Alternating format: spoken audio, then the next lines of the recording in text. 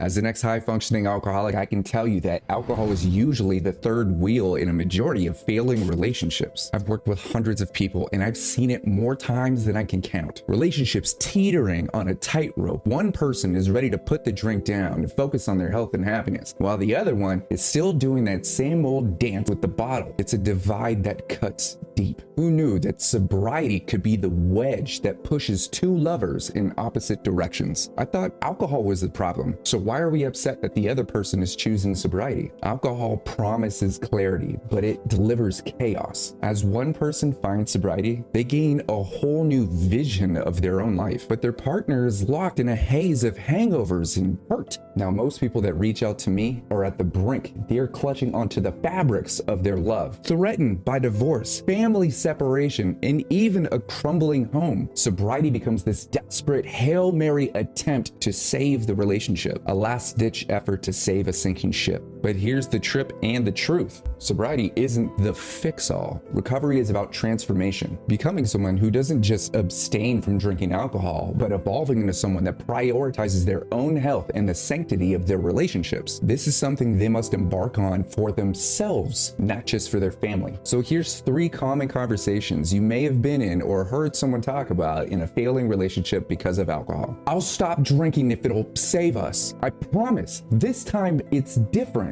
And the healthy response is, I want you to choose sobriety because it's what you need for yourself, to be the person that you deserve to be, not just for me, but for our relationship. There's another. I don't know who I am without a drink in my hand. It's always been like our thing. The healthy response is, our thing should be supporting each other's growth, not being tethered to a habit that actually is harming us. I want us to discover together who we really are beyond the bottle. And the last and most common one is, can't we just go back to the way things were? We were happy then, right? The healthy response to that is, going back isn't an option. We are on a path towards a better future, and I believe we could find clarity in health and happiness, not in the fog of our past. Alcohol, despite its glamorization, is a toxic element that ravages lives, destroys relationship, and fuels domestic abuse up to 50% of the time. It's marketed as a solution, but make no mistake, it's a business that amplifies the problems to keep you buying. If you're that person that's choosing your health and happiness over a person who's choosing toxicity, just know that your growth is limited by someone else's choices. Choose yourself, choose your well-being, and know that sometimes the healthiest thing that you could do is let go and love them from a distance. Follow me for more guidance and to connect with a community that supports you every sip of the way. Don't be afraid to check my page for more resources on how I can help, because your greatest love story should be with yourself.